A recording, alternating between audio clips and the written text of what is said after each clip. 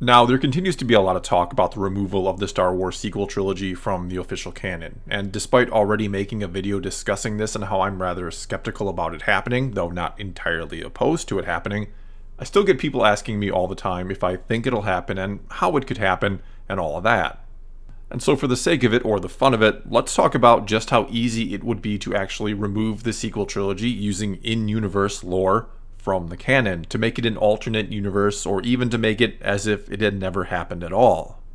But before we do get to that, I very quickly again have to go over why I'm not so sure this would ever happen, and perhaps the biggest reason for this is because back on June 2nd, a couple weeks before these rumors even started, I made a video, I'll put a link to it in the description below, pointing out how Disney seemed to be abandoning the sequel trilogy. I go over how there are no new toys being produced for it, how there are no new books or comics attached to it or even announced at this point, save one young adult novel about Poe and Zoe Bliss, that it didn't seem like Disney and or Lucasfilm were trying to capitalize off or profit from the trilogy that had basically just ended. They weren't trying to ride what you might call a post-hype wave of excitement with all sorts of new merchandise, tie-in stories, and so on. That maybe they kind of figured at this point in time, the best thing they could do with the sequels is just let them sit there and hope the people who liked the movies wouldn't notice they're kind of being ignored, and those who hadn't liked them would start to forget them and get vested in some of their other new content, like The Mandalorian, for example.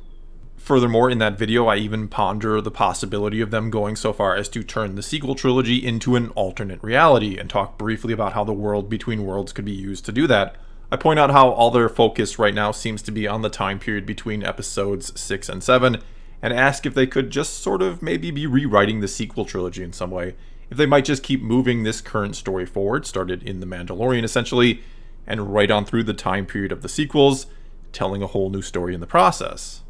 So basically what I'm saying here, as odd as it may sound, is that my main skepticism with all of this talk about decanonizing the sequel trilogy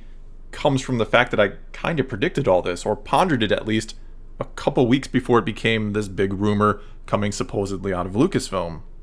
So either, setting humility aside for a moment, I, without realizing it, put it all together and saw the future. I saw what Lucasfilm and Disney were going to do with the sequel trilogy, or maybe someone saw that video of mine and then decided to run with it and claimed to be an employee of Lucasfilm and started to spread this rumor. Or this is all just a heck of a coincidence and someone actually at Lucasfilm, who never saw my video and doesn't know who I am, or maybe they saw it and was inspired to leak this info because of it, I guess, is really trying to get the truth out there to give fans who didn't like the sequels hope. And what the truth of the matter is here, only time will tell, I suppose. But if I had to guess, it's that Disney and Lucasfilm are simply in a holding pattern with the sequel trilogy, hoping that maybe the same thing will happen with them that sort of happened with the prequel trilogy, where their popularity grows years down the road, when those who were kids when they first came out had grown up. That of course leads to the question though of how do kids of this current generation actually feel about the sequels? How big of an impact did they make on them? But anyway, before getting too deep into that discussion again, let's talk about the easiest way to simply get rid of the sequel trilogy, and that would be for Lucasfilm to just flat out say they're not part of the official canon anymore, and for that to be that, which would of course cause part of the fan base to rejoice and another part to cry out in anger. So I think the best way for them to do it, if they'd ever do it, is to never actually come out and flat out say that's what they're doing, to instead just do it via a story of some kind, though I'm sure fans of the sequels will still be upset, but I digress. And so the simplest way to change the story of the sequels is to use the world between worlds, and if you've never seen the show Rebels, you may not know exactly what that is, and even if you have seen Rebels, you still really don't know exactly what it is because it's not fully explained there. All we can be sure of is that in an episode of Rebels, Ezra Bridger discovered and went through a doorway that led to a place where all time and space, all sorts of different realities, seemed to meet. And in this endless expanse, there seemed to be bridges that led to portals, and through these portals, Ezra was able to see moments in time. He also heard voices from the past and future while he was walking around. And through one of these portals, Ezra saw Ahsoka Tano about to be killed by Darth Vader, and Ezra managed to reach through the portal and to pull Ahsoka into the world between worlds a moment before she was killed.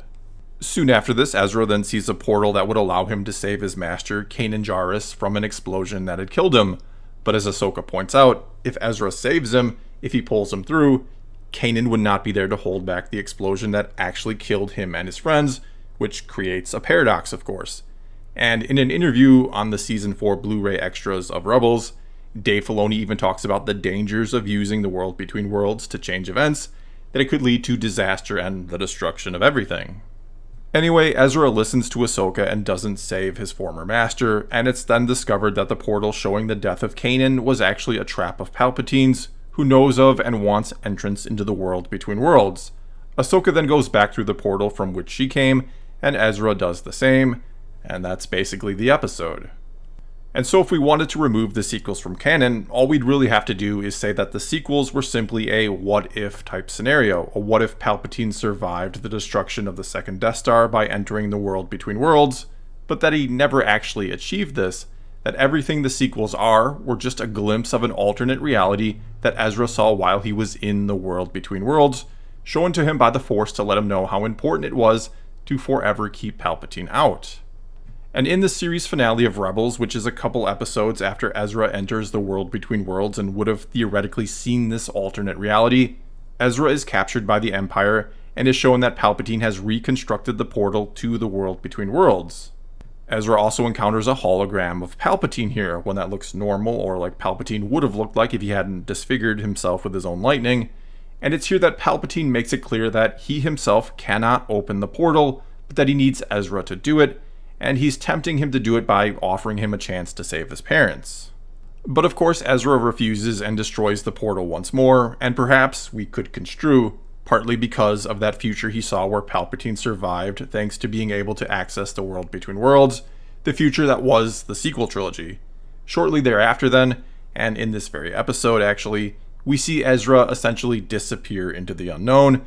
to be hyperspaced away by space whales, which sounds crazy if you haven't seen Rebels, and is still pretty crazy if you have. Anyway, he likely ended up far beyond the reach of the Emperor for the rest of his life, which then would mean, unless he found someone else to open the portal for him, that Palpatine would never find a way into the world between worlds, and would die permanently in the second Death Star explosion at the end of Return of the Jedi. In other words, the entire sequel trilogy would just be relegated, again, to nothing more than a glimpse of a possible future that Ezra saw, a warning for him of a dark future if Palpatine ever got into the world between worlds. And the easiest way to tell this story is whenever we get to see what becomes of Sabine and Ahsoka's quest for Ezra, which we see about to begin at the end of the series finale of Rebels. Whenever they do find him, he for some reason talks about his time in the world between worlds, that what he saw there was Palpatine and this dark future, but since he never let Palpatine in, it never came to pass, and well, that would be that for the sequels. Another way to do it would be to make an actual story out of changing it, and to somewhat spare the sequel trilogy itself, its story and characters. And to do that, you could have it where the sequel trilogy actually happened, and that it wasn't just a vision of a possible future, but something that really did transpire, that it would then be changed or fixed after the fact. The problem with this, you might say, is that everything seems to turn out right at the end of the sequels. The Sith are gone forever and Rey is going to restart the Jedi Order.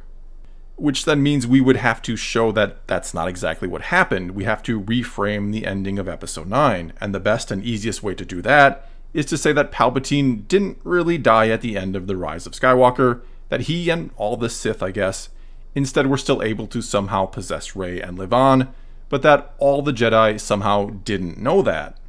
And so when Rey is burying the sabers at the end of the movie, she's actually burying the legacy of the Jedi once and for all, though it looks like she's honoring Luke and Leia, and hence they, Luke and Leia, along with the other Force ghosts, sort of fade away into the Force forever, their purpose of helping defeat the Sith once and for all seemingly fulfilled. And the reason why Rey then takes on the Skywalker name is actually a sinister one. It's not to honor them, it's because she knows that name will be trusted and revered across the galaxy. A generation ago, Luke Skywalker saved the galaxy. A generation before that, an Anakin Skywalker fought in the Republic for the Clone Wars. And now our Rey Skywalker has saved the galaxy once more, and is going to step up and lead it to a bright future, but she's actually Palpatine in disguise. And the story here would be, and I've considered making this my next what-if story, it's been a while since I did one of those, it would be Force-sensitive Finn finding a way to go back in time, using the world between worlds of course, to stop Palpatine, but the catch is he can only travel in his lifetime, sort of like Quantum Leap for those who remember that show. and thus he can't just go far enough back in time to say, kill Palpatine before he ever became a Sith Lord. He instead has to find a way to reshape what actually happens during the lead up to the time period of the sequel trilogy, leading to a whole new story for the sequels, which of course would keep the characters of the sequel trilogy, but just tell a new story with them. Either way here, thanks to the World Between Worlds, there are actually plenty of ways to undo the sequel trilogy if they really wanted to. Plenty of ways to even do it in story, if you will, and not just wave a magic hand and throw them all away and decanonize them, like they did with the expanded universe. However, again, the question here is, would they actually do this? Would they go so far as to decanonize the sequels and potentially retell the same story again, or tell a new one? And though I'm skeptical, as I said before, only time will tell. Well, that's all I've got for you this time. Now it's your turn to tell me what you think. Do you think there's any chance Disney and or Lucasfilm will do away with the sequels that we got and try again? And what do you think about using the World Between Worlds to do it? Also, for those of you who remember my old What If stories, what do you think about me making my next one about this? Whatever the case may be, leave a comment below and let's talk some Star Wars. And until next time, thanks for watching.